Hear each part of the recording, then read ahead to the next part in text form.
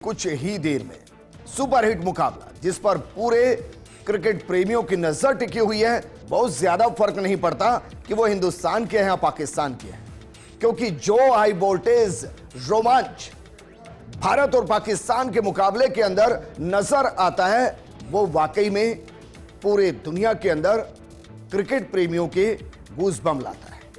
सवाल यह है कि क्या वाकई में हिटमैन का एक बार फिर से बल्ला हिट करता हुआ पाकिस्तान को टूर्नामेंट से बाहर कर देगा, या फ्लॉप बाबर आजम जिनका स्ट्राइक रेट भारत के खिलाफ बेहतरीन है वो भारत को कड़ाई मुकाबले में लेकर आएगा। सवाल यह भी कि टॉस जीतने के बाद पहले कौन बल्लेबाजी और कौन बॉलिंग करेगा और कितना स्कोर इस पिच पर रह सकता है। इस सुपरहिट मुकाबले पर विश्लेषण साथ के साथ प्लेइंग 11 क्या हो सकती है, संभावित प्लेइंग 11 क्या हो सकती है, इस पर बात करेंगे क्योंकि यह है सुपरहिट मुकाबला।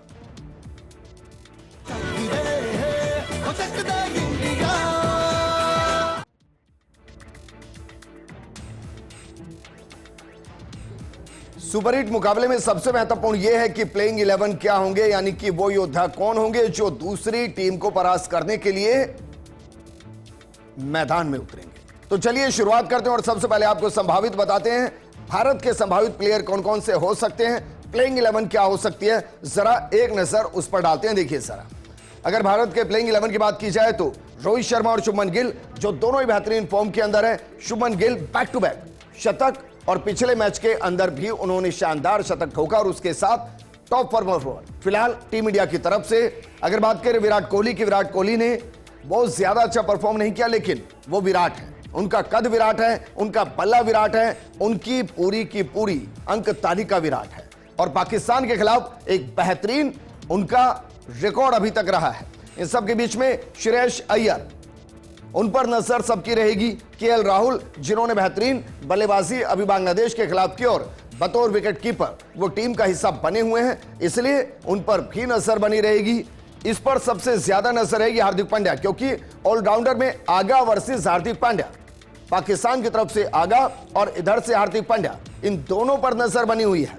और हार्दिक पांड्या बीते कुछ टूर्नामेंट के अंदर देखा है कि वो टॉप बॉलर्स में शुमार है और बतौर बैट्समैन वो जिस तरीके से बल्लेबाजी करते हैं, पूरे स्कोर को एक्सेलरेट करते हैं, सबकी नजर उन पर टिकी हुई। अक्षर पटेल जो लगातार विकेट ले रहे हैं, पिछले मुकाबले के अंदर भी उन्होंने बेहतरीन बॉलिंग की और जिस तरीके से बांग्लादेश के खिलाफ वो लगभग अपनी हैट्रिक पूरी कर चुके थे। अगर रोहित शर्मा के हाथ से कैच नहीं छूटता, उनके ऊपर नजर बहुत ज्यादा बनी रहेगी, खासकर तब जब भारत स्कोर को डिफेंड करेगा, क्योंकि दुबई की जिस पिच पर यह मुकाबला हो रहा है वहां स्पिनर्स के लिए बहुत कुछ रहेगा और दूसरे पारी के अंदर खेलने के लिए पिच मुश्किल होगी और इसलिए नजर सबकी बनी रहेगी। कुलदीप यादव, इनकी बॉलिंग बहुत अलग है, चाइनीज मैन के नाम से इनको जाना जाता है, इन पर भी नजर रहेगी। हालांकि पिछले टूर्नामेंट में उनको विकेट नहीं मिला,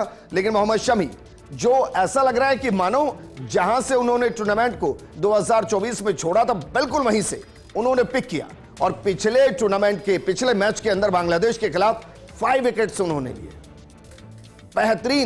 बेहतरीन गेंदबाजी। इसके अलावा हर्षित राणा जो अचानक से जिस तरीके से विरोधियों के लिए एक बड़ा नाम साबित हो रहे हैं, उन पर भी नजर आएगी। और पाकिस्तान के खिलाफ हर कोई चाहता है कि एक बेहतरीन स्कोर खड़ा करे, हर कोई चाहता है कि अपनी बेस्ट परफॉर्मेंस से रविंद्र जडेजा टॉप ऑलराउंडर, लेकिन फिलहाल उनको अगर हम बतौर स्पिनर टीम के अंदर देखें तो वो अपनी एक बड़ी भूमिका निभाते हुए नजर आते हैं, क्योंकि लगभग हर मैच में वो अपने पूरे 10 ओवर करते हैं। 10 ओवर के दौरान 40 से 45 के आसपास उनके मैक्सिमम रन होते हैं, विकेट वो लेते हैं और जब जरूरत होती है तब उनका बल्ला भी बेहतरीन तरीके से चलता है। एक बार संभावित पाकिस्तान की टीम को भी देख लेते हैं, क्योंकि इसमें मोहम्मद रिजवान जो कीपिंग करते हैं, बाबर आजम, उन पर नजर रहेगी क्योंकि उनका स्ट्राइक रेट भारत के खिलाफ बेहतरीन है। हालांकि पिछले कुछ मैचेस के अंदर बाबर आजम का बल्ला नहीं चल रहा है। इमामुल हक, इनको लेकर कई तरीके के सवाल उठते हैं, लेकिन फिलहाल वो पाकिस्तान की तरफ से ओपनिंग कर रहे हैं, उन पर भी नजर रहेगी। इसके अलावा कामरान गुलाम, सऊद शकील, और अगर बात करें फहीम अशरफ, खुशदिल शाह, सलमान अली आगा, आगा के ऊपर नजर रहेगी क्योंकि आगा टीम की एक तरीके से बैकबोन बने हैं, एक बेहतरीन ऑलराउंडर हैं और दोनों बैट और बॉल से वो कमाल कर रहे हैं और इस पर तो नजर रहेगी। हारिस रऊफ, नसीम शाह और शाहीन अफरीदी, ये तीनों पाकिस्तान के वो पेसर्स जो भारत पर काफी हद तक कई मैचों में भारी पड़े हैं। हालांकि इंटरनेशनल अगर आप अंक तालिका उठाएंगे तो वर्ल्ड कप के अंदर भारत कभी नहीं हारा। अगर आप अंक तालिका उठाएंगे T20 वर्ल्ड कप में सिर्फ एक बार हारा है, लेकिन चैंपियंस ट्रॉफी में 3-1 है। 2 बार भारत जीता है, 3 बार पाकिस्तान जीता है। ये संभावित जो हमने आपको दिखाई है, इस पर बात करने के लिए हमारे साथ मौजूद हैं पूर्व रणजी खिलाड़ी अंशु जैन जी हैं, साथ में पूर्व रणजी खिलाड़ी रोहित जालानी जी हमारे साथ हैं। रोहित, शुरुआत आपके साथ, क्योंकि एक बार जरा डालिए भारत की प्लेइंग 11 डालिए जरा पीछे, क्योंकि रोहित से ओपन हम यहां पर प्रोग्राम को इसलिए कर रहे हैं क्योंकि हमारी टीम भी रोहित के साथ ही ओपन करती है। तो रोहित जरा बताइए, बतौर ओपनर आप रोहित शर्मा से क्या उम्मीद कर रहे हैं? देखिए, अभी यदि मैं बात करूं टीम में मैच विनर्स की, तो सबसे बड़े मैच विनर रोहित शर्मा है और ये पक्की बात है, ये 10 से 15 ओवर यदि खेल गए तो गेम को एक तरफा कर देंगे।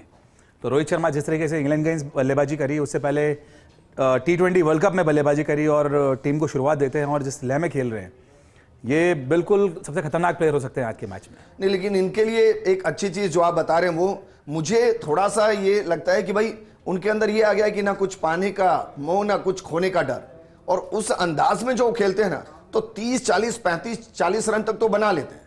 उसके बाद फिर उनको आगे स्ट्रगल महसूस हो रहा है। क्या आपको लगता नहीं कि उनको थोड़ा सा और रुक कर खेलना चाहिए? देखिए, ये गेम की प्लानिंग का एक पार्ट है। रोहित जिस हिसाब से स्टार्ट कर रहे हैं, शुभमन गिल अपना टाइम लेते हैं, अपनी इनिंग को बोल्ड करते हैं, तो कहीं ना कहीं ये टीम की प्लानिंग का पार्ट है। क्योंकि इससे पहले हम याद करते हैं, इससे पहले जो ICC वर्ल्ड चैंपियंस ट्रॉफी वगैरह होती थी, उसमें शिखर धवन और रोहित शर्मा जब ओपन करते थे तो रोहित शर्मा टाइम लिया करते थे। शिखर धवन का काम स्टार्ट देने का और एक तेजी से रन बनाने का होता था। तो मुझे लगता है कहीं ना कहीं ये टीम का पार्ट है कि स्ट्रेटेजी का पार्ट है कि रोहित शर्मा तेज स्टार्ट करेंगे, उसको कंटिन्यू करेंगे। और जहां आप देखते हैं कि 15 पावर प्ले के बाद यदि रोहित शर्मा रहते हैं तो उसको लंबी इनिंग में कन्वर्ट करते हैं। और रोहित शर्मा एक ऐसे बल्लेबाज है जिन्होंने 3-200 कर रखे हैं, तो अनुभव है, अच्छी फॉर्म में है और कुछ भी कर गुजर सकते हैं। विराट कोहली जो फॉर्म से जूझ रहे हैं अभी, देखिए फॉर्म से जूझ रहे हैं ऐसा नहीं बोल रहा, बल्ले पे अच्छी लग रही है, लंबी इनिंग कन्वर्ट नहीं कर पा रहे हैं। और ये ऐसा बल्लेबाज है कि जहां बड़ा मैच है वो उतना ही बड़ा प्लेयर है, क्योंकि इंग्लैंड के अगेंस्ट भी 50 करा, पहली इनिंग में 25 करे, मतलब बॉल बल्ले पे लग रही है और अच्छी फॉर्म में दिख रहे हैं। तो डेफिनेटली अगेंस्ट पाकिस्तान हरदम हमने इनको देखा है और बड़े मैच का खिलाड़ी कभी भी कर सकते हैं। ठीक है, इस प्लेइंग 11 को रखिए जरा, आप स्क्रीन पर रखिए। लेकिन अंशु, दुबई के अंदर जो मैच हो रहे हैं उसको लेकर आपका प्रेडिक्शन क्या है कि भाई कौन टॉस अगर जीतता है तो पहले बल्लेबाजी करेगा या फिर बॉलिंग करेगा? मुझे ऐसा लगता है कि अगर दुबई में जैसा कंडीशंस है उस हिसाब से विकेट जैसे जैसे गेम प्रोग्रेस करेगा, स्लो होता चला जाएगा, तो जो भी टॉस जीतेगा मुझे लगता है वो बैटिंग करना चाहेगा पहले, क्योंकि बैटिंग करके एक अच्छा स्कोर डाल के और प्रेशर में डाला जा सकता है। और जिस तरह से इंडिया की जो बैटिंग लाइनअप है, अगर उन्होंने पहले बैटिंग किया और अच्छा स्टार्ट मिला, जैसा रोहित ने कहा, रोहित शर्मा ने अच्छा स्टार्ट दिया, शुभमन गिल अच्छी फॉर्म में दिख रहे हैं, विराट कोहली के बैट पे अच्छी लग रही है, लंबा स्कोर करना बाकी है लेकिन वो कभी भी कर सकते हैं। उनका जो पास्ट रिकॉर्ड्स है उससे उनको किसी को कुछ प्रूव करने की ज़रूरत नहीं है। लेकिन अंशु, मैं ये, क्योंकि देखिए भारत की जब हम बात करते हैं तो बैटिंग लाइनअप बहुत स्ट्रांग होता है, जब हम पाकिस्तान की बात करते हैं तो बॉलिंग लाइनअप बहुत स्ट्रांग होता है। और दुबई की जो पिच है उसमें पहले जो 8 से 10 ओवर होते हैं वो फास्ट बॉलर को काफी सपोर्ट करते हैं। तो आपको लगता नहीं कि इस रणनीति पर तो भारत भी सोच रहा होगा, क्योंकि चेस करने में दिक्कत नहीं आएगी भारत को? आपको लगता है चेस करने में भी दिक्कत आएगी? क्योंकि स्पिनर्स को खेलने के लिए तो सारे ही बल्लेबाज बेहतरीन है। आई थिंक जिस तरह का अभी 11 का कॉम्बिनेशन है, अगर आप देखें उसमें 6 ऑलराउंडर्स हैं, जिसमें 3 स्पिनर्स हैं, 3 फास्ट बॉलर्स हैं। तो इस तरह से जब आप ऑलराउंडर्स की लेके चलते हो, जिसमें 4 ऑलराउंडर खेल रहे हैं, तो जिस तरह से आप इस तरह की टीम को लेके चलते हो तो बैटिंग करने में कोई दिक्कत नहीं, क्योंकि आपकी बैटिंग 9-10 नंबर तक जा रही है। तो मुझे ऐसा लगता है कि अगर आप बैटिंग करके एक बड़ा स्कोर बनाते हो और फिर प्रेशर में डालते हो पाकिस्तान को, और जब विकेट स्लोअर साइड हो जाएगा तो स्पिनर को हेल्प करेगा। तो हमारे पास 3 क्वालिटी स्पिनर्स हैं, जिसमें रविंद्र जडेजा है, अक्षर पटेल है और अपना कुलदीप यादव। तो मुझे ऐसा लगता है कि राइट स्ट्रेटजी तो यही होना चाहिए कि अगर आप टॉस जीतते हो तो पहले बैटिंग कीजिए, 300 350 रन के बीच में कुछ स्कोर कीजिए और उनको प्रेशर में डालिए। रोहित, आपको क्या लगता है? नहीं, बिल्कुल ठीक है। देखिए, लेकिन मैं मानता हूं कि जो इंडिया की अभी करंट टीम है बड़ी बैलेंस साइड है। आपके पास 3 ऐसे ऑलराउंडर्स हैं जो मैच जिताने में सक्षम है, गेंदबाजी से भी और बल्लेबाजी से भी। हार्दिक पांड्या, अक्षर पटेल और रविंद्र जडेजा। और इन ऑलराउंडर से आपकी बैटिंग में डेप्थ हो गई है। 8 नंबर तक अपन देखते हैं हार्दिक पांड्या और रविंद्र जडेजा आ रहे हैं। और सेम बॉलिंग में 2 लेफ्ट आर्म हैं, एक चाइना महने हैं, 3 मीडियम पेसर हैं, 6 बॉलर्स का ऑप्शन है। और बैटिंग में और बॉलिंग में हम दोनों जब कॉम्बिनेशन की बात करते हैं तो परफेक्ट कॉम्बिनेशन है।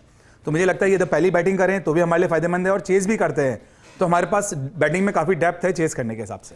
अच्छा, श्रेयस अय्यर को आप किस तरीके से देख रहे हैं? क्योंकि बहुत ज्यादा एक्सपोजर पाकिस्तान के खिलाफ उनका नहीं है, तो आपको लग रहा है कि जो टॉप के 3 बल्लेबाज है, मैं 4 भी ले लेता हूं, राहुल को भी ले लेता हूं, क्योंकि राहुल हालांकि कीपिंग की भूमिका में, तो उससे तो पहले ही श्रेयस अय्यर आएंगे। आप क्या लग रहा है, आपको लग रहा है कि मॉरल प्रेशर उनके ऊपर हो गया, या इस बात पर निर्भर करता है कि स्कोर कितना पहले बना है और उनकी बल्लेबाजी करने की टाइमिंग क्या है?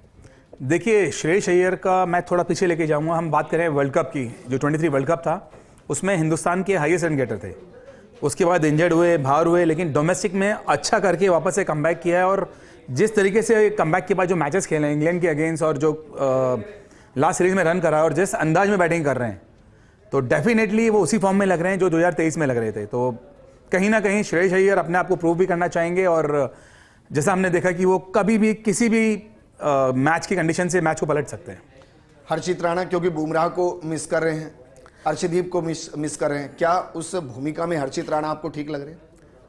देखिए, मैं ये बोलूं बुमराह को रिप्लेस कर दिया है वो तो अभी बहुत जल्दी होगा, क्योंकि अभी बिल्कुल यंगस्टर है, इंजर्ड है वो। हाँ बिल्कुल, लेकिन हर्षित राणा ने जो प्लस पॉइंट दिखाया वो दिखाया कि जो बीच की ओवर्स है जहां विकेट लेने से हम दूसरे पे प्रेशर डाल सकते हैं, उस समय बहुत अच्छा रोल प्ले कर रहे हैं। और इंग्लैंड की सीरीज में हमने वो देखा, लास्ट मैच में भी वही देखा। तो हर्षित राणा जिस तरीके से बॉल डाल रहे हैं और जिस तरीके से विकेट ले रहे हैं, क्योंकि सबसे इंपॉर्टेंट है विकेट लेना, और एज ए स्ट्राइक बॉलर जैसे वो विकेट लेते हैं दूसरी टीम को प्रेशर में डालते हैं। तो मुझे कहीं ना कहीं हर्षित राणा से बहुत उम्मीद है आज के मैच में जो बीच वाले ओवर्स है उसमें फिर वो कील रोल प्ले करेंगे। अंशु, क्योंकि हमने पाकिस्तान को देखा है जब जब वो टीम प्रेशर में आती है वो बिखर जाती है, और कई जीते हुए मैचों को भी हार जाती है। अब चूंकि वो अपना पहला मैच वैसे ही हार चुकी है, ये पूरा चैंपियन ट्रॉफी को करा भी पाकिस्तान रहा है। अब सोचिए कितना प्रेशर उसके ऊपर होगा कि पहले तो भारत से मैच, दूसरा दुबई के अंदर मैच, तीसरा उसको पता है कि उसके लिए मैच लगभग नॉकआउट है। अगर वो हार गई तो टूर्नामेंट से बाहर, जबकि मेजबानी कर रही है। आपको लग रहा है ये वो पॉइंट है जो भारत के पक्ष में है? डेफिनेटली जिस तरह का सिनारियो बना हुआ है, इंडिया ने बांग्लादेश को हराया है चैंपियंस ट्रॉफी में, पाकिस्तान न्यूजीलैंड से हार चुकी है, उनके लिए डू एंड डाई मैच है, क्योंकि अगर ये मैच वो नहीं जीतते हैं तो शायद वो क्वालिफाई ना कर पाए। आप ऑर्गेनाइज़र भी हैं, एट द सेम टाइम आपके साथ एक प्रेशर ये भी है, एड ऑन प्रेशर, क्योंकि ये मैच इंडिया से है। और इंडिया ने हमेशा पाकिस्तान के अगेंस्ट जब भी देखा आपने मैच, वर्ल्ड कप के हों चाहे कोई भी मैच हो, लास्ट 5-10 ईयर्स में जो 10 एनकाउंटर हुए हैं हमारे, उसमें इंडिया ने उन पे हमेशा डोमिनेट किया है। तो मुझे लगता है आज पाकिस्तान पे एक अलग तरीके का प्रेशर है, और इस खेल का नाम भी प्रेशर को हैंडल करना है। तो पाकिस्तान जैसा आपने कहा कि प्रेशर के टाइम पे बिखरती है, डेफिनेटली अब तक की हिस्ट्री ये रही है कि पिछले कुछ सालों में पाकिस्तान वैसे नहीं खेल पा रही है जैसे कुछ सालों पहले खेला करती थी। तो मुझे ऐसा लगता है कि ये एक एज है, एडिशनल एज है इंडिया के पास, और जिस तरह का कॉम्बिनेशन खेल रहा है इंडिया का, मुझे लगता है कि ये मैच में इंडिया बेहतर स्थिति में है। चलिए एक बार आंकड़े भी देख लेते हैं, क्योंकि आंकड़े बहुत कुछ बयां करते हैं और आंकड़ों का प्रेशर होता भी है। तो वनडे में भारत वर्सेस पाकिस्तान के आंकड़े क्या कुछ कह रहे हैं, जरा इस पर नजर डालते हैं। क्योंकि जब आप वनडे आंकड़ों को देखेंगे तो आपको पता चलेगा कि पाकिस्तान भारत पर भारी पड़ता हुआ नजर आता है। क्योंकि सोचिए, भारत ने 57 मैच जीते हैं और पाकिस्तान ने 73 मैच जीते हैं दोनों के बीच के मुकाबले में। इस दौरान जो बेनतीजा रहे वो 5 मैच रहे जिनका कोई परिणाम नहीं निकला। कुल 135 मैच दोनों टीमों के बीच में अभी तक खेले गए। लेकिन चैंपियंस ट्रॉफी में भारत वर्सेस पाकिस्तान क्या है, भारत 2 बार जीता है और पाकिस्तान 3 बार जीता है। भारत यहां हिसाब को बराबर करने के लिए मैदान में उतरेगा। और रोहित, क्योंकि मैं हमेशा ही कहता हूं कि आंकड़े बहुत मायने नहीं रखते, टीम मायने रखती है, दिन मायने रखता है, पिच मायने रखती है और परफॉर्मेंस मायने रखती है। और इन चारों ही लिहाज से भारत, यहां मैं ये भी नहीं कहूंगा 18-20 का अंतर है या 12-20 का अंतर है। देखिए बिल्कुल, अभी हम ऑन पेपर्स देखें, जैसे मैंने बोला कि ऑन पेपर्स इंडिया बहुत स्ट्रांग है अभी, और मैच विनर्स की हम बात करें तो इंडिया के पास ज़्यादा मैच विनर्स है अभी, लेकिन क्रिकेट अनिश्चितताओं का खेल है। आपको उस दिन अच्छा खेलना पड़ेगा। आपके चाहे 11 चैंपियन प्लेयर हों, लेकिन आप उस दिन अच्छा नहीं खेलेंगे तो आप नहीं जीत सकते। तो आज जो अच्छा करेगा, जो अच्छा खेलेगा, जो अपने नर्व्स होल्ड करेगा और प्रेशर में अपने आप को परफॉर्म कराएगा, वही जीतेगा। तो जीतने के लिए तो अच्छा खेलना ही पड़ेगा। अच्छा, बाबर आजम लगभग फेल है, लेकिन ऐसा क्या होता है कि भारत के खिलाफ वो अच्छी परफॉर्म करते हैं? देखिए, बड़ा प्लेयर है, जैसे मैंने बोला कि कई प्लेयर मैच और कंडीशन के हिसाब से बड़े हो जाते हैं, और बाबर आजम अच्छा करते हुए आ रहे हैं और बहुत उम्दा किस्म के खिलाड़ी हैं।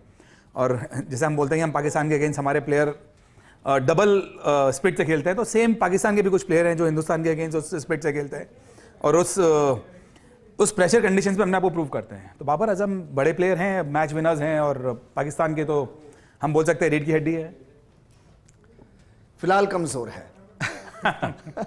चलिए, पाकिस्तान के खिलाफ भारत के टॉप प्लेयर कौन कौन से हैं, जरा इस पर भी एक बार नजर डाल लेते हैं। हालांकि वर्तमान स्थिति में आप टीम को देखेंगे तो सारे ही प्लेयर टॉप हैं, क्योंकि 8वें नंबर तक बैटिंग है और 6 बेहतरीन बॉलर आपके पास हैं, उनमें 3 ऑलराउंडर हैं। लेकिन फिर भी भारत के खिलाफ जिसका बल्ला सबसे ज्यादा चला है वो हमारे हिटमैन है रोहित शर्मा। कैप्टन साहब 19 मैच खेले हैं, 873 रन बनाए हैं, हाईएस्ट 140 है और स्ट्राइक रेट उनका 92.38 है। और आज लिखकर रख लीजिए, अगर वो 10 ओवर टिक गए पिच पर तो ये स्ट्राइक रेट भी बढ़ेगा, और जिस तरीके से टीम एक्सेलरेट करेगी वो वाकई में उसको जिताऊ पारी की तरफ लेकर जाएगा। लेकिन ऑलराउंडर के तौर पर जरा देखिए, बॉलर के तौर पर देखिए कौन बेहतरीन पाकिस्तान के खिलाफ। Ravindra Jadeja 12 match 12 wicket, best है, 3 विकेट लेकर 41 रन, इकॉनमी है 4.84 के आसपास लगभग इनकी यही इकॉनमी रहती है। इसमें थोड़ा बहुत इजाफा और कम होता है। लेकिन रोहित, क्या वाकई में रविंद्र जडेजा आज के की प्लेयर होंगे? क्योंकि मैं मानकर चल रहा हूं कि शायद कुलदीप यादव होंगे। देखिए, रविंद्र जडेजा 3D प्लेयर हैं, बैटिंग, बॉलिंग और फील्डिंग। आप हरदम उनको फील्ड में एक्टिव देखते हैं, और वो ऐसे प्लेयर हैं जो हर कंडीशन में आपको मैच में इन्वॉल्व दिखते हैं।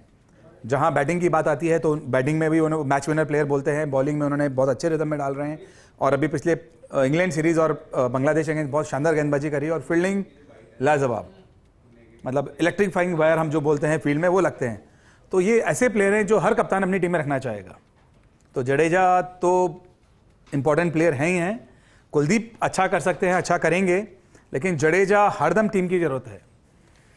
और अक्षर जिस तरीके से भारी पड़ रहे हैं, कुछ कहना मुश्किल कि वो कितने विकेट यहां पर लेंगे। देखिए, जिस तरीके से अक्षर ने बैटिंग में अपनी परिपक्वता दिखाई है T20 सीरीज में, उसके बाद इंग्लैंड के मैचेस में, और पहले मैच में भी बड़ी अच्छी स्टार्ट मिली उनको, तो जिस तरीके से वो अपने आप को बैटर करते आ रहे हैं मैच बाय मैच, तो मुझे रवि शास्त्री की याद आ रही है कि एज ए बॉलर उन्होंने करियर शुरू किया था और बाद में इंडिया के मेन बैट्समैन बन गए थे। तो कोई बड़ी बात नहीं है, हम अक्षर पटेल को ग्रेजुअली एक बहुत इंपॉर्टेंट नंबर पे बैटिंग करता हुआ देखें और टीम के एक मेन बैट्समैन की तरह। ऐसे तो हमने बहुत देखे हैं सर, सनिल जयसूर्या बिल्कुल बॉलिंग करते थे और कहां फिर श्रीलंका के लिए ओपन करते थे। बिल्कुल बिल्कुल, अक्षर पटेल भी मैच बाय मैच इंप्रूव कर रहे हैं, और एक जो बोलते हैं ना, सीखने की ललक है उनमें, बैटिंग और बॉलिंग दोनों में अपने आप को बेहतर करते जा रहे हैं। शायद मुझे लग रहा है भारत में कंपटीशन इतना ज्यादा है कि सबको लगता है कि ऑल इन वन हो, इससे बेहतर है कि आप हर डायमेंशन को खंगाल ले। मास्टर इन वन की जगह जैक ऑफ ऑल हर कोई होना चाहता है। लेकिन भारत के खिलाफ तो पाकिस्तान के प्लेयर कौन कौन से हैं, जरा इस पर भी एक नजर डाल लेते हैं, क्योंकि इसमें जो नाम सबसे ऊपर है उसकी परफॉर्मेंस फिलहाल सबसे नीचे है। नाम है बाबर आजम, 8 मैच खेले हैं, रन 218, हाईएस्ट सिर्फ 50 है, स्ट्राइक रेट 75.17 का है। और इसको आप जरा रोहित शर्मा के साथ कंपेयर कीजिए तो कंपैरिजन ही नजर नहीं आएगा, क्योंकि स्ट्राइक रेट यहां 75 के आसपास, रोहित शर्मा का 92 से ऊपर, हाईएस्ट यहां सिर्फ 50 है, रोहित शर्मा का 140 के आसपास है। मैच वहां हालांकि ज्यादा है, लेकिन रन भी उस मुकाबले बहुत ज्यादा है। और ये पाकिस्तान के वो प्लेयर हैं जो भारत के खिलाफ बेहतरीन है। जरा ऑलराउंडर पर भी एक बार नजर डाल लेते हैं। Allrounder Shaheen Afridi 12 match 12 wicket, 341, economy 484 लगभग, रविंद्र जडेजा के जैसे ही इकॉनमी है। लेकिन जरा सोचिए, रविंद्र जडेजा बल्लेबाजी में बेहतरीन है, वो फील्डिंग में बेहतरीन है, और ये उनके टॉप बॉलर हैं।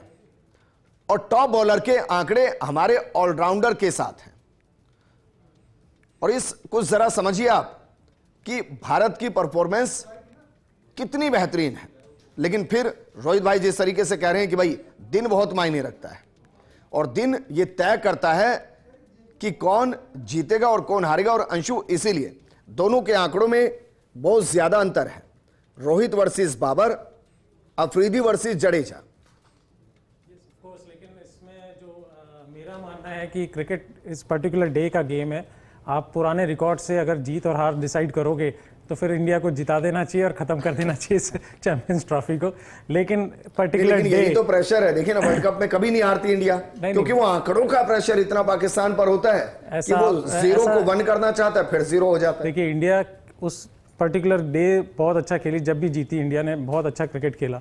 आप देखिए, ये खेल ऐसा अनिश्चितताओं का खेल है, यहाँ पे कभी बड़ी टीमों को छोटी टीमें भी हराती है। अगर ऐसा नहीं होता तो 83 का वर्ल्ड कप इंडिया नहीं जीतती।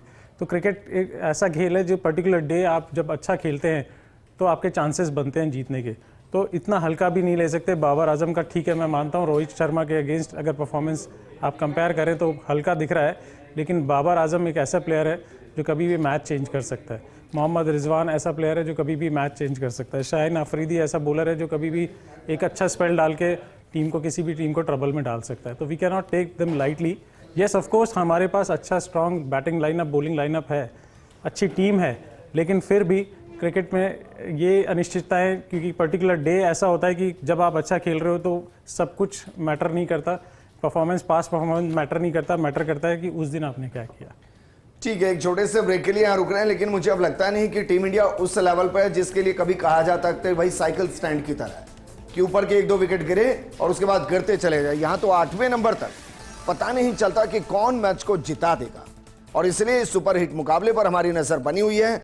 कुछ ही मिनटें बाकी और उसके बाद वो मुकाबला शुरू होगा जिस पर सबकी नजरें टिकी हुई हैं। 2:30 बजे से मुकाबला शुरू होगा और कुछ ही देर में टॉस होगा। टॉस के बाद बल्लेबाजी के लिए कौन उतरेगा, बॉलिंग कौन करेगा, प्लेइंग 11 क्या होगी, सब पर हमारी नजर बनी रहेगी। लेकिन तस्वीर आपको कुछ दिखा रहे हैं, तस्वीरें जरा देखिए। ये तस्वीरें बहुत अलग तरीके की हैं। ये तस्वीरें उस वक्त की है जब टीम खेलने के लिए वहां पहुंची। हालांकि उसके बाद की कई तस्वीरें आ चुकी हैं जिनमें बाकायदा प्रैक्टिस करते हुए नजर आ रहे हैं। और अब तो रिवर्स काउंटडाउन शुरू हो चुका है क्योंकि अब तो मैदान की तरफ बढ़ना है। लेकिन जिस तरीके से टीम इंडिया टूर्नामेंट्स खेल रही है, क्या वाकई में 3-2 के रेशियो को 3-3 में चेंज करेगी? अंशु जैन पूर्व रणजी खिलाड़ी हमारे साथ लगातार बने हुए हैं, रोहित झालानी हमारे साथ लगातार बने हुए हैं। रोहित, क्योंकि हमने बीते कुछ वक्त में देखा है कि भारत के जो टॉप बल्लेबाज हैं वो एक बेहतरीन स्कोर करते हैं और उसके बाद एक्सेलरेट होता है। और जिस तरीके से वनडे खेले जा रहे हैं उसका भी फॉर्मेट चेंज हुआ है। पहले हम देखते थे कि भाई 15 ओवर में 70, 80 रन, 60 रन बनते थे और उसके साथ कहा जाता था कि ठीक है विकेट होल्ड है, रन एक्सेलरेट होंगे। लेकिन अब हम देखते हैं पहले ही 10 ओवर में, 15 ओवर में टीम अलग तरीके से खेलती है। क्या आपको लग रहा है कि वनडे के भी पहले 20 ओवरों को ऑलमोस्ट टीम T20 स्टाइल में खेलती है और उसके साथ ही आगे बढ़ती है? बिल्कुल, देखिए पहले के 10 ओवर पावर प्ले के होते हैं, ओनली 2 खिलाड़ी बाहर रह सकते हैं। तो हर टीम को रहता है कि पहले 10 ओवर के पावर प्ले को कैपिटलाइज करे और मैक्सिमम रन बना दे। और यदि अच्छी शुरुआत होती है, पहले 10 ओवर में डोमिनेट करते हैं, तो बाद में उनके पास बहुत टाइम होता है टीम को अच्छे स्कोर तक ले आने के लिए। और आजकल तो उसके बाद भी 10 के ओवर के बाद 40 ओवर तक आपको 5 फील्डर अंदर रखने हैं। तो कई रिस्ट्रिक्शंस है जिससे कि ये बैटिंग फ्रेंडली हो गए हैं और रन ज़्यादा बन गए हैं। दोनों एंड से नई बॉल, पुरानी बॉल लेट होती है और रिवर्स का सारा जो बाद में है वो कंसेप्ट खत्म हो गया, तो चीज़ें बैटिंग फ्रेंडली हो गई है, इसलिए रन भी ज़्यादा बन रहे हैं। ठीक अंशु, क्योंकि जिस पिच पर ये मैच हो रहा है उस पर कहा जा रहा है कि भाई 280, 270 के आसपास का अगर स्कोर किसी टीम ने बना दिया तो वो ऑलमोस्ट विनिंग स्कोर रहेगा। क्या भारत और पाकिस्तान की टीम के लिए भी ये स्कोर काफी है या आपको लग रहा है कि नहीं, या 300 प्लस करना पड़ेगा चाहे बल्लेबाजी कोई पहले करे अगर उसको जीतना है? डेफिनेटली दोनों टीमें ऐसी हैं कि 300 रन तो चाहिए मुझे लगता है, क्योंकि अगर आप प्रेशर बनाना चाहते हो दूसरी टीम पे तो जो भी पहले बैटिंग करती है 300 रन के ऊपर बनाएगी तो प्रेशर आने वाला है दूसरी टीम को, क्योंकि विकेट दे जैसे जैसे गेम प्रोग्रेस करेगा स्लो होता चला जाएगा तो स्ट्रोक मेकिंग थोड़ी डिफ़िकल्ट होगी। तो इसलिए हर टीम जो पहले बैटिंग करना चाहे खेल रही है वो 300 रन के करीब बनाना चाहेगी। चलिए मैं आपसे टॉप पिक जानना चाह रहा हूं, जरा बताइए भारत की तरफ से आपको क्या लग रहा है टॉप स्कोरर कौन होगा? In my opinion I think Shubman Gill. क्योंकि वो लगातार सेंचुरी ठोक रहे हैं। नहीं, उसका अच्छी रीज़न ये performance है, हाँ, ये कंसिस्टेंट परफॉर्मेंस, करंट फॉर्म का बहुत वैल्यू होता है खेल में, और करंट फॉर्म में जिस तरह से शुभमन खेल रहे हैं और टॉप ऑर्डर बैटिंग भी करते हैं, ओपन करते हैं, तो उनके पास पूरा मौका है रन बनाने का। तो अगर, और शुभमन के पास प्रेशर भी इसलिए नहीं है क्योंकि रोहित शर्मा तेज़ी से रन बनाने को देखते हैं, तो शुभमन का जो रोल है टीम में वो ये है कि आपको इनिंग को क्राफ्ट करना है। तो मुझे ऐसा लगता है कि इन सारी सिनारियों को देखते हुए Shubman Gill is the right pick. Bowler में अगर आप मुझे कहेंगे तो yes of course I am always with Mohammed Shami. Shami एक ऐसा बॉलर है जो सीम को हिट करना जानता है, किसी भी कंडीशन में उसको कोई फ़र्क नहीं पड़ता है, चाहे आप उसको सीमिंग ट्रैक दें, चाहे आप उसको सॉफ्ट मतलब फ्लैट ट्रैक दें, क्योंकि जिस बंदे को सीम हिट करना आता है वो किसी भी विकेट पे विकेट निकालने की काबिल है। क्योंकि देखिए पाकिस्तान के अपने आप में बेहतरीन बॉलर होते हैं, फास्टेस्ट बॉलर होते हैं, और वहाँ के जो बल्लेबाज हैं उनको प्रैक्टिस भी करते होंगे। आपको लग रहा है फिर भी उनके सामने सबसे बड़ी समस्या फास्ट बॉलर है? एग्जैक्टली, क्योंकि शाइन आप फास्ट बॉलर्स को खेलते हैं, इसका दैट डजंट मीन कि आपको ये प्रॉब्लम नहीं होगी, क्योंकि आज सारी दुनिया को पता है कि ऑफ स्टंप के बाहर नहीं खेलना है, लेकिन फिर भी वहीं फंसते हैं। सारे बैट्समैन ये जानते हैं कि कॉरिडोर की एरिया की बॉल को छोड़ना है, लेकिन फिर भी वहाँ खेलते हैं और आउट होते हैं।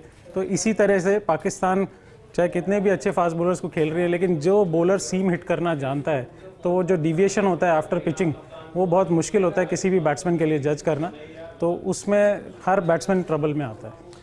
रोहित, आपके टॉपिक क्या है? देखिए अनडाउटली मैं बॉलिंग में अंशु को सपोर्ट करूंगा कि मोहम्मद शमी विकेट निकालना जानते हैं, बॉल सही जगह हिट करना और किस बैट्समैन को किस जगह बॉल डालना है उसका बहुत अच्छा आइडिया है उनको। जो होमवर्क बोलते हैं वो बहुत शानदार है, एक्सपीरियंस है, और जिस रिदम में बॉल डाले हैं पिछले 2 मैचों में वो काबिल तारीफ है। और उस प्लेयर को सबसे अच्छी चीज़ जो है वो है कि बैट्समैन की कमजोरी पे बॉल डालना आता है, जो कि सबसे इंपॉर्टेंट चीज़ है। और जहाँ बैटिंग की बात कर रहे हैं, पता नहीं, मुझे लग रहा है कि आज श्रेयस अय्यर एक की रोल प्ले करने वाले हैं मैच में। मतलब आप ये कह रहे हैं कि शुभमन गिल, रोहित शर्मा और विराट कोहली ये स्कोर तो करेंगे, लेकिन इनके ऊपर जो स्कोर करेंगे वो श्रेयस अय्यर होंगे, क्योंकि श्रेयस अय्यर 4 नंबर बैटिंग कर रहे हैं और लास्ट के ओवर में जो रन बनाने की गति होगी उसको तेज करने का काम आज जो मेरी प्रेडिक्शन आप बोल सकते हैं वो श्रेयस अय्यर पे। तो आप ये कह रहे हैं कि केएल राहुल और हार्दिक पांड्या तक टीम नहीं जाएगी, मतलब संभावना है इससे बढ़िया तो कुछ नहीं हो सकता। अच्छा, पाकिस्तान की तरफ से टॉपिक करना हो तो देखिए रिजवान अच्छे फॉर्म में है, तो रिजवान मुझे अभी बेस्ट फेवरेट लग रहे हैं पाकिस्तान की तरफ से। अच्छा, इस पर जरा ये बताइए, क्योंकि रिजवान कीपिंग भी करते हैं, अब अगर वो पहले भारत बल्लेबाजी करता है तो 50 ओवर लगातार वो कीपिंग करेंगे, उसके बाद फिर ओपन करने आएंगे, क्या ये वाकई में इतना आसान होता है? देखिए आसान तो नहीं होता, लेकिन उस लेवल पे खेलने के लिए, और आजकल फिटनेस लेवल है वो अलग लेवल का हो गया है, और रिजवान ऐसा नहीं है कि पहली बार कर रहे हैं, ऐसा करते हुए आ रहे हैं। क्योंकि मैं इसलिए कह रहा हूं क्योंकि केएल राहुल भी ओपनिंग करते थे, लेकिन जब से उनको बतौर कीपर टीम में ऐड किया गया है वो 5वें 6ठे नंबर तक आते हैं। नहीं देखिए केएल राहुल तो हर जगह खेलने होते आ रहे हैं, जब हमें देखे तो वो ओपन से लेके 6 नंबर 7 नंबर तक बैटिंग कर रहे हैं, लेकिन अभी शुभमन गिल और रोहित शर्मा ऐसे बैटिंग कर रहे हैं कि मुझे लग रहा है कि उस जगह केएल राहुल को जगह बनाना मुश्किल है। और केएल राहुल जो प्लस है उनके साथ कि वो हर नंबर पर उसी तरीके से बल्लेबाजी करते हैं, और मतलब मैं बोलता हूँ एक ट्रू टीममैन है जो कि 1 से लेके और 6-7 नंबर तक बैटिंग कर रहे हैं और उसी तरीके से बैटिंग करते हैं जो रिक्वायरमेंट होती है टीम की उस समय। ठीक, और जैसे कीपिंग की जिम्मेदारी मिली तो कीपिंग भी बहुत अच्छी कर रहे हैं और बैटिंग हर नंबर पर उन्होंने अपना आप को प्रूव किया है। और अगर बॉलर की बात की जाए जो भारत के लिए परेशानी खड़ी कर सकता है पाकिस्तान से देखिए शाहीन अफरीदी नई बॉल से विकेट निकालने में सक्षम है, और जो बॉल अंदर आता है हमारे कई बैट्समैनों को तकलीफ भी होती है, तो इनिशियली ओवर में शाहीन और इवन नसीम से हमें थोड़ा बच के रहना पड़ेगा। हमने यदि नया बॉल अच्छा खेला तो हमारे लिए बहुत बेहतर है। इससे फर्क नहीं पड़ता कि हम पहले बैटिंग कर रहे हैं या रन को चेस कर रहे हैं, क्योंकि वहां की पिच स्लो है। अगर 50 ओवर एक पिच पर जाते हैं और उसके बाद फिर वही शाहीन और नसीम भारत के खिलाफ आते हैं तो भी क्या उतनी इंपैक्टफुल होगी? देखिए अच्छा बॉलर अच्छा होता है, जैसे हमने बात करी मोहम्मद शमी बॉल की जो सीम हिट होती है उसके बाद बॉल डाइवर्ट होती है, तो यदि हर विकेट की एक लेंथ और एक लाइन होती है, यदि आप उस एरिया में बॉल डालते हैं तो आप हर विकेट पे बल्लेबाज को तकलीफ दे सकते हैं, और एक हर बल्लेबाज की कहीं ना कोई कमजोरी होती है। तो हम किस एरिया में बॉल डाल रहे हैं, किस विकेट पे, वो इंपॉर्टेंट है, और किस बैट्समैन को कहां बॉल डाल रहे हैं वो भी इंपॉर्टेंट है। और आपको क्या लग रहा है स्कोर क्या होगा जो भी पहले बल्लेबाजी करेगा? देखिए 280 और 300 के बीच में रन बनाने जरूरी है यदि आपको मैच में रहना है तो। दोनों ही कप्तान टॉस के लिए पहुंच चुके हैं मैदान में, और टॉस कौन जीतता है और जीतने के बाद वो पहले बल्लेबाजी करेगा या बॉलिंग करेगा? हमें लगता है कि पहले वो बल्लेबाजी करेगा, क्योंकि दोनों ही टीमें दूसरी टीम पर जो स्कोर बोर्ड होता है ना उसका प्रेशर क्रिएट करने की कोशिश करेंगे। जल्द हम आपको बताएंगे कि टॉस किसने जीता है और उसने पहले बल्लेबाजी या बॉलिंग क्या ली है। इस वक्त की बड़ी खबर, पाकिस्तान ने टॉस जीता है और टॉस जीतकर रिजवान पहले बैटिंग लेंगे या बॉलिंग लेंगे, इस पर नजर बनी हुई है। हालांकि भारत के लिए दोनों ही तरीके से बेहतरीन है। अगर पहले पाकिस्तान ने टॉस जीता और टॉस जीतकर पहले बल्लेबाजी का फैसला किया, इस वक्त की बड़ी खबर, यानी कि भारत पहले बॉलिंग करेगा। मोहम्मद शमी, हर्षित राणा, इन पर नजर रहेगी, हार्दिक पांड्या पर नजर रहेगी। और हार्दिक पांड्या जिस तरीके से पहले 5-6 ओवर में ही इंट्रोड्यूस होते हैं उन पर ज्यादा नजर रहेगी। लेकिन जिसका जिक्र हम रोहित कर रहे थे कि जो भी पहले टॉस जीतेगा वो पहले बल्लेबाजी करेगा, क्या यहां से पाकिस्तान पर एक प्रेशर है या आपको लग रहा है एक माइलेज है? देखिए अब इंपॉर्टेंट हो गया है इंडिया के लिए नई बॉल से विकेट निकालना। यदि हमने नई बॉल से विकेट निकाले, पहले 10 ओवर में रेस्ट्रिक्ट किया और 2 या 3 विकेट निकाले तो डेफिनेटली हम लोग फ्रंट फुट पे होंगे। अंशु, आपको क्या लगता है? आई थिंक जैसा रोहित ने कहा, मैं भी उस चीज़ से एग्री करता हूं, क्योंकि अब आप बॉलिंग कर रहे हैं पहले, तो आपका मेन काम होना चाहिए कि पाकिस्तान के जो बैटिंग लाइनअप है वो 50 ओवर ना खेले। तो पहले 10 ओवर बड़े क्रूशल होंगे। उस 10 ओवर में अगर हमने 2-3 विकेट अर्ली ब्रेक थ्रू लिए तो पाकिस्तान पे ये दबाव होगा कि उनको 50 ओवर पूरी बैटिंग करनी है। अगर वो बैट्समैन खेलना चाहेंगे तो उन पे एक एडिशनल प्रेशर रहेगा। तो आई थिंक अभी शुरू के 10 ओवर एग्रेसिव क्रिकेट खेलनी चाहिए इंडिया को और विकेट लेने को देखना चाहिए। रोहित, आपको क्या लग रहा है इमामुल हक को किस तरीके से आप देखते हैं कि क्या वाकई में मुश्किल खड़ी कर सकते हैं? क्योंकि रिजवान और बाबर का बल्ला चलता है, उनके खिलाफ टीम ने अपनी एक कोशिश भी की होगी। हालांकि उसके अलावा भी एक बड़ा बैटिंग लाइनअप पाकिस्तान का भी है, लेकिन आपको लग रहा है कि शुरुआत में अगर पहले 5 ओवर में 1 या 2 विकेट भी आए तो फिर भारत शिकंजा कसने में काफी हद तक कामयाब हो सकता है? देखिए बिल्कुल हिंदुस्तान को करना पड़ेगा कि नई बॉल से विकेट निकाले, अंकुश लगाए पहले 10 ओवर में और 250 से कम स्कोर में पाकिस्तान को रोके, क्योंकि 250 से जितना ऊपर जाएंगे उतना ही हिंदुस्तान के लिए चेस करने में मुश्किलात होगी। पाकिस्तान की प्लेइंग 11 आपको बताते हैं। इमामुल हक, बाबर आजम ये ओपन करेंगे। इसके बाद Saud Shakeel 1 down, Mohammad Rizwan 2nd down, इसके बाद सलमान आगा, फिर तैयब ताहिर, के शाह, शाहीन अफरीदी, नसीम शाह, हैरिस रऊफ और अबरार अहमद।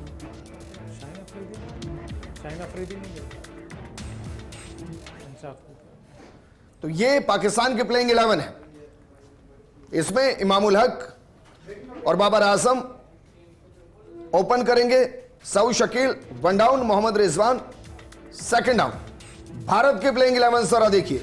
रोहित शर्मा, शुभमन गिल, विराट कोहली, श्रेयस अय्यर, अक्षर पटेल, केएल राहुल, हार्दिक पांड्या, रविंद्र जडेजा, हर्षित राणा, मोहम्मद शमी और कुलदीप यादव। जो प्लेइंग 11 हमने आपको बताई वही प्लेइंग 11 भारत मैदान में उतारता हुआ, और नजर अब मोहम्मद शमी पर आकर टिक गई है। तो दोनों टीमें मैदान में जल्द नजर आएंगी।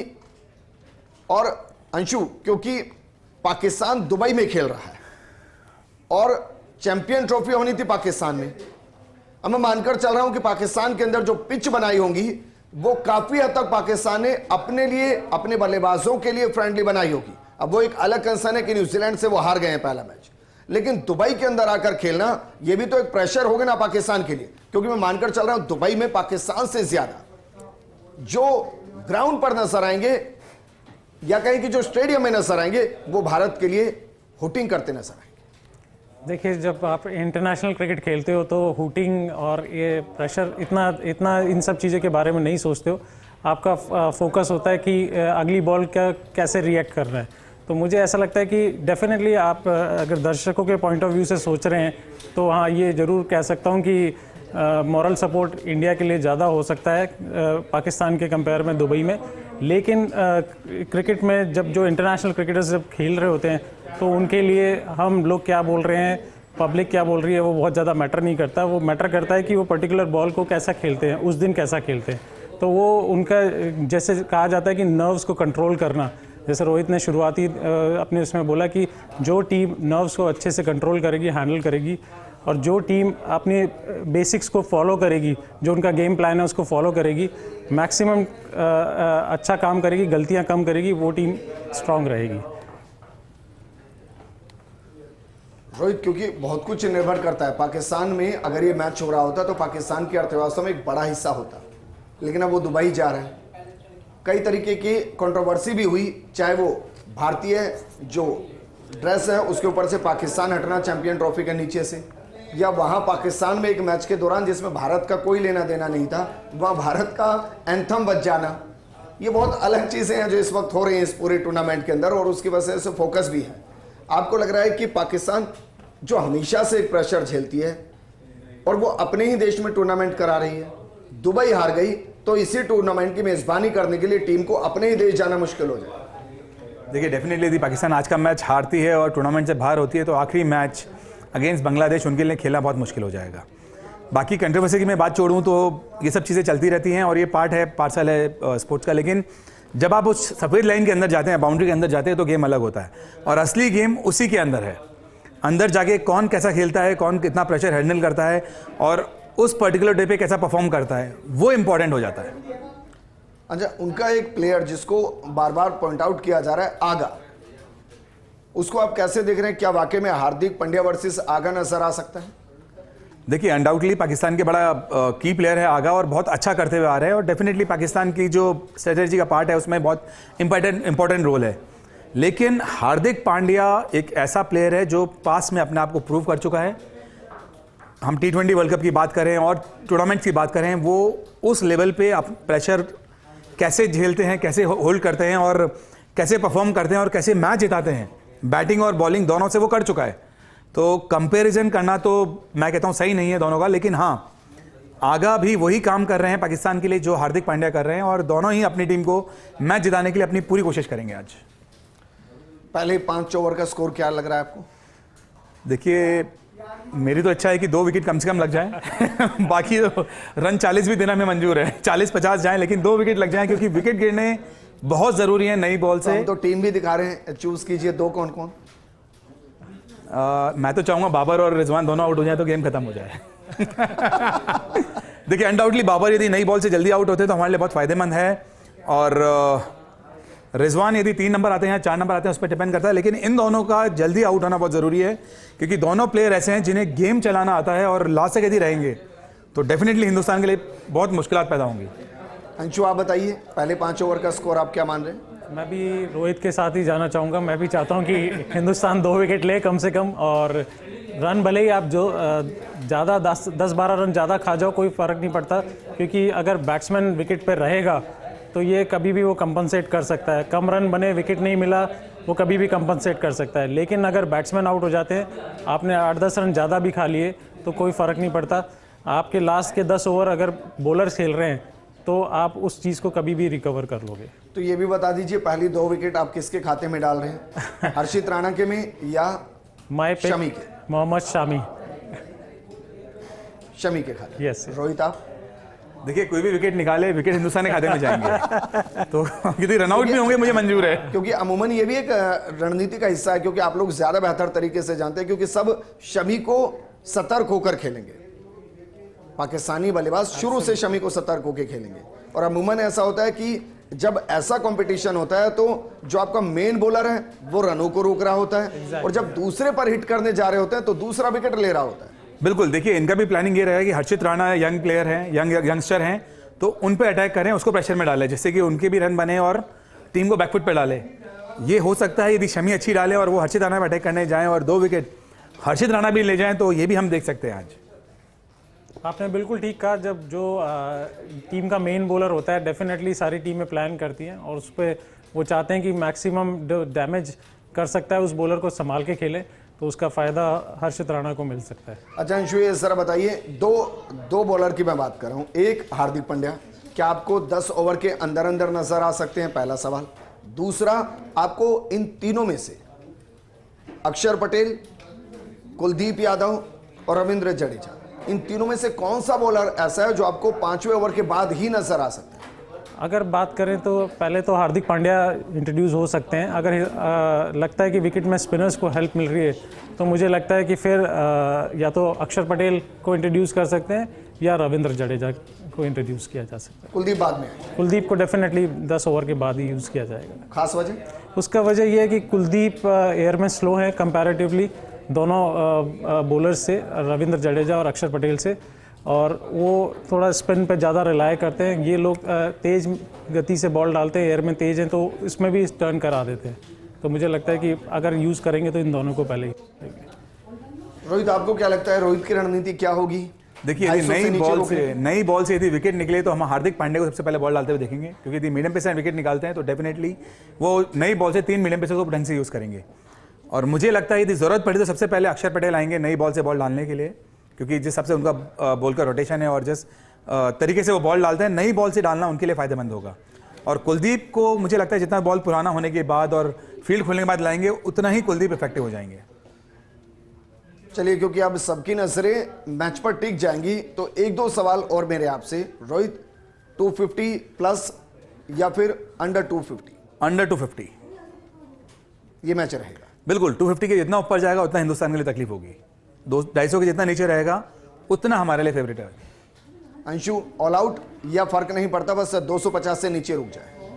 नहीं, देखिए डिपेंड करता है कि सिचुएशन कैसी है, विकेट की कंडीशन कैसी है, स्टार्ट कैसा रहता है। पर जैसा रोहित ने कहा कि 250 रन डेफिनेटली इस विकेट पे, अगर इंडिया के पॉइंट ऑफ व्यू से 250 रन के नीचे रोकना बहुत ज़रूरी है, क्योंकि जितने रन ज़्यादा बनेंगे बनाने भी पड़ेंगे हमें, तो वो प्रेशर हमारे पे भी आ सकता है। और देखिए, यदि ऑल आउट नहीं हुए तो डेफिनेटली रन 250 से बनेंगे, आउट करना ही पड़ेगा प्रेशर में डालने के लिए। नहीं, वाकई में इतनी मजबूत बैटिंग लाइनअप आपको नजर आती है भारत के खिलाफ? देखिए, लाइनअप वाली बात नहीं है, पर्टिकुलर डे यदि कुछ प्लेयर ऐसे हैं जो पूरा खेलते हैं तो डेंजरस है। हम रिजवान की बात करें, बाबर की बात करें, इवन आगा की बात करते हैं, ये ऐसे बैट्समैन यदि पूरा खेलें तो लंबा रन कर सकते हैं और डेफिनेटली वो हमारे लिए डेंजरस होगा। तो जितने हम विकेट निकालेंगे उतना हम पाकिस्तान को बैकफुट पे डालेंगे। अच्छा, पहले आपको क्या लग रहा है, पहले 6 ओवर की प्लानिंग क्या होगी? विकेट लेना या स्कोर ना करने देना? डेफिनेटली विकेट लेना, क्योंकि विकेट लेना ही इंपॉर्टेंट है और विकेट लेके ही हम इस मैच को जीत सकते हैं। अंशु, आपको भी लगता है डेफिनेटली की तरफ जाएंगे? देखिए, अब वनडे गेम हो चाहे डेज गेम हो, इवन T20 में भी आजकल पहले 5-6 ओवर बहुत इंपॉर्टेंट होते हैं, जहां विकेट लेना के लिए हर टीम देख रही होती है। आज का जो खेल का सिनारियो है उसमें आप विकेट लेके ही रन रोक सकते हो, तो विकेट लेने के लिए ही जाना चाहिए इंडियन टीम को। ऑल आउट करेंगे तो 250 से नीचे आप रोक सकते हैं बड़े आराम से। अंशु, शुक्रिया हमारे साथ जुड़ने के लिए। रोहित, आपका भी शुक्रिया हमारे साथ जुड़ने के लिए। कुछ ही देर में सुपर हिट मुकाबला शुरू होने वाला है, आपकी नजरें उस पर रहेंगी, हमारी भी नजरें उस पर रहेंगी।